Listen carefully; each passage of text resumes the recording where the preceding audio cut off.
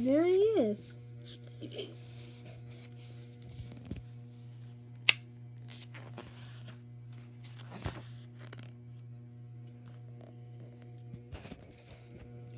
Rearing in rage, two stallions engage in the fierce one-on-one combat that is the center of their way of life. Here the Palomino, back to camera, has intruded on Waterhole where the Pinto and his mares were drinking. Infuriated at his breach of territory, the Pinto attacks, hoof slashing. Ugh, horse fight.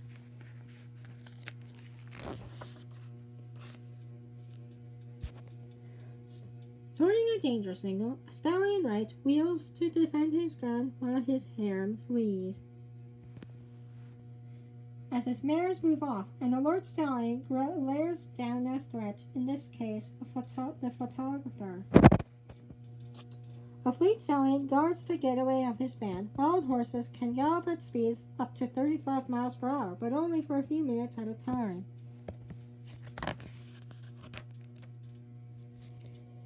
Relaxed but watchful, a harem of males and the young keep a close formation regulated by their stallion.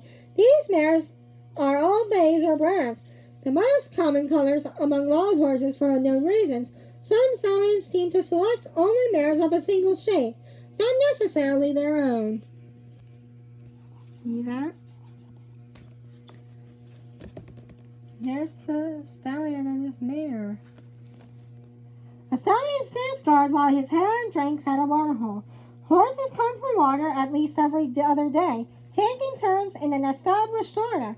First males and foals, then fillies and colts, and then finally the stallion. If another band arrives, it usually waits nearby to avoid confrontation.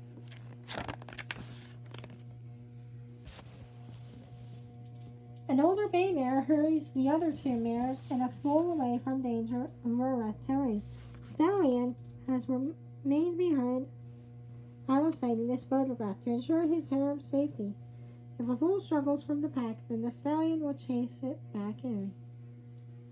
The horse, this is the foal.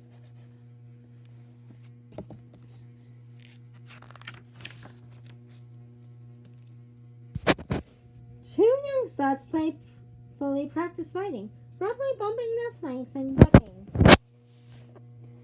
While a mare and foal look on, an angry black stallion circles back into a fray begun by three young studs who attacked him.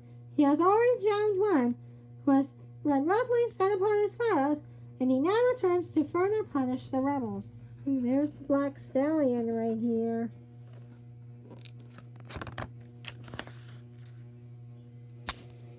Two wild horse bands gallop across the sage flats of their summer pasture on the California-Nevada border. When the first snow covers their forage, they will head for the nearby mountains to feed on the grasses that are kept exposed by high winds. See?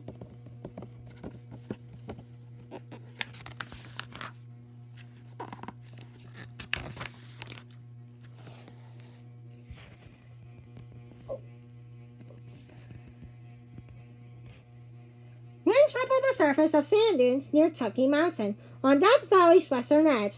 The dunes, some of them more than 120 feet high, consist of fine particles of granite and sandstone washed into the valley of surrounding mountains and swept in Tucky's base by the wind. The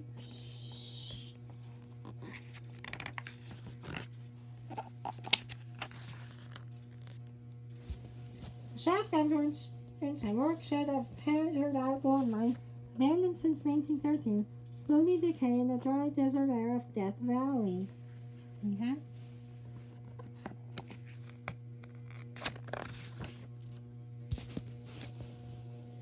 A full-grown Salt Creek pupfish, only 2 inches long, nibbles algae in a desert stream. The pupfish thrives in shallow streams and pools, where seasonal temperatures range from 40 degrees to 100 degrees Fahrenheit, where evaporation may increase the water salinity to a point that will kill most freshwater fish. In particularly dry summers, and pupfish lying on its side can flap its way for a few feet across rapidly shrinking puddles to find deeper water. There's the Salt Creek pupfish.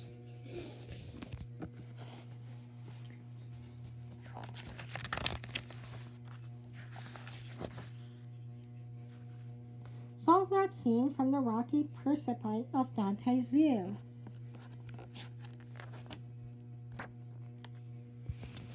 Cracked sediments against a backdrop of wind-rippled sand. Morning sun on a distant dune. The siltstone spire of Manly Beacon.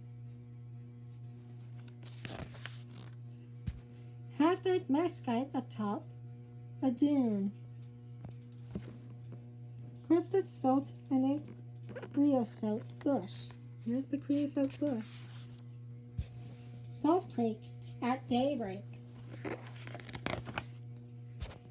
Desert holly and saltbrush near a Ubi crater.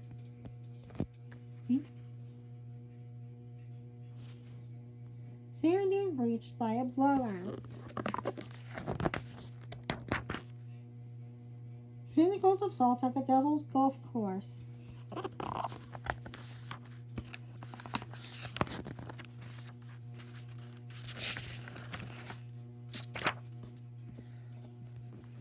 Well, guys, I hope you enjoyed this. Comment below if you enjoyed this book, and join me in my next video where we explore Wild Alaska.